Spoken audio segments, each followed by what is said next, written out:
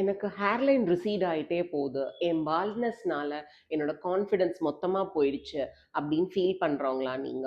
Hair transplant பண்ண எனக்கு ரொம்ப பயம். ஏன்னா நெறைய பேர் சொல்றாங்க, ஹேர் டிரான்ஸ்பிளான்ட்ல ரிஸ்க் நெறையா இருக்கு. எனக்கு வந்து ரொம்ப லாங் லாஸ்டிங்கா இருக்குமா தெரியல ரிசல்ட். இப்படியெல்லாம் ஏகப்பட்ட டவுட்டோட சுத்திட்டு இருக்கிறவங்களா நீங்க?